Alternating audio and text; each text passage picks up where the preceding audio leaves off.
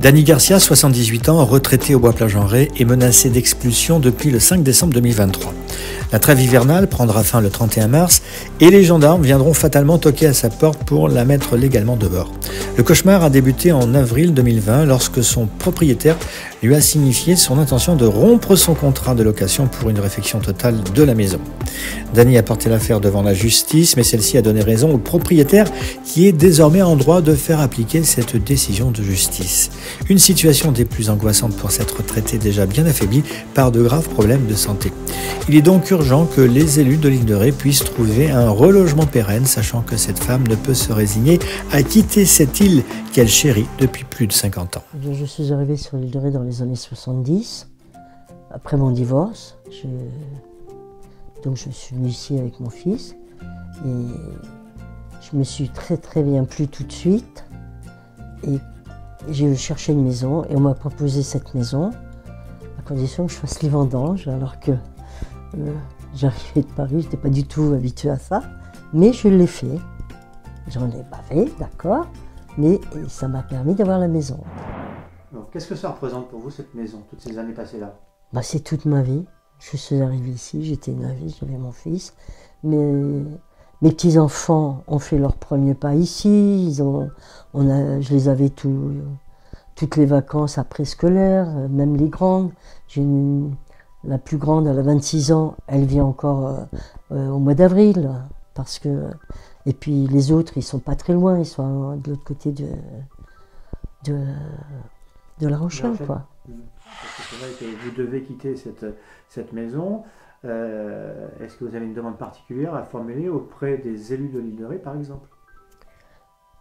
Alors mon souhait, ça serait qu'ils me trouvent une petite maison une chambre ou deux, comme il y a sur Saint-Martin, des logements sociaux.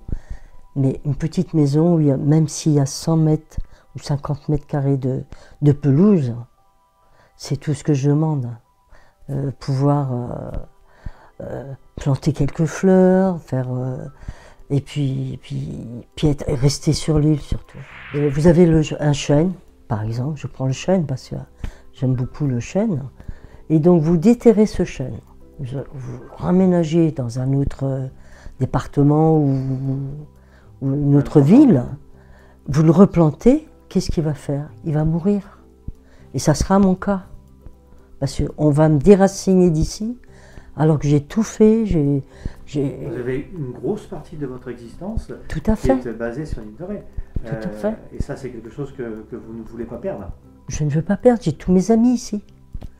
En plus, vous êtes impliqué dans des associations Je suis impliqué dans certaines... La preuve, vous avez entendu. Et donc, je ne peux pas... on va me déplacer, mais je meurs. Au bout de 3 mois, je meurs. Avec tous les problèmes que j'ai, là, je me laisse mourir. J'aurais plus rien à espérer. Personne ne viendra me voir. Qu'ici, il y a des coups de fil. On passe là ce matin à 11 h. Il y a deux amis qui sont passés boire le café. L'après-midi, c'est pareil. Elles savent qu'il y a le thé. Il y a l'apéro du soir aussi. Vous voyez, il y a sa vie, quoi. Je vis grâce à eux, quelque part. Donc vous avez besoin d'eux aussi pour exister, parce que c'est vrai que là vous êtes arrivé à un point où vous avez besoin d'être entouré. Et si on vous déracine, effectivement, vous n'aurez plus ces personnes-là. Je ne les verrai plus. Je les verrai plus, comme vous dites. Et j'aurai plus leur contact, alors que c'est elles qui me soutiennent en ce moment. Ça fait des années que vous les connaissez. Puis ça fait des années, ça fait plus de 30 ans, 20 ans. Et c'est elles qui me soutiennent. Moi j'ai tout fait, tout fait. J'ai toujours été présente. J'ai même aidé des amis qui étaient, des gens qui étaient dans le besoin, au niveau argent, au niveau, quand j'avais mon commerce. Je leur amenais un petit colis tous les jours pour qu'ils puissent goûter les produits gratos, vous voyez, parce que j'estimais que, ils ne pouvaient pas les acheter. Donc, moi, je ne citerai pas les noms, mais il y a des personnes ici qui savent que j'ai fait ça. On a besoin aussi bien d'humanité que de soutien, par moment, parce que comme j'ai dit à Mme Perlane, mais vous vous rendez compte, je serai à Paris, j'irai sous les ponts. Je serai SDF, je vivrai sous les ponts. Là, c'est pas sous le pont, c'est sur le pont. que j'irai. Parce que vraiment, là, j'en peux plus. J'en peux plus. J'ai la pression, puis je vois que ça se rapproche de plus en plus aussi.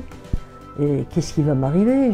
J'ai peur qu'on vienne toquer, comme je disais à Joss. On va toquer à ma porte, j'ai peur que ce soit les gendarmes qui disent « Madame Garcia, vous avez 2 heures pour préparer vos affaires. Vous avez vu tout ce que j'ai? Regardez ma vitrine de voyage. Elle est là. Comment je vais faire ?»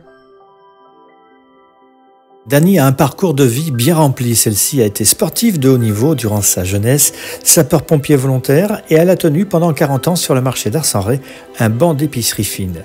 Elle continue aujourd'hui de donner beaucoup de son temps libre à certaines associations rétaises, dont Jazzofar, une façon de garder un lien social fort avec l'ensemble de la population. La situation de Dany Garcia doit nous mobiliser tous. Pour cela, il est indispensable que cette vidéo circule largement et que vous interpelliez les maires de vos communes respectives, car la situation de Dany est désespérée. Des pistes lui ont été suggérées, à savoir être relogé à Mireuil ou alors aller à la maison de retraite purement et simplement. Il reste encore 4 semaines avant la fin de la trêve hivernale et ensuite l'expulsion est certaine. Cette femme ne doit pas être déracinée de son île qui lui a donné tant de bonheur. Ce ne serait pas juste. Ce reportage a été réalisé par Stéphane Adous pour Île de Ré TV.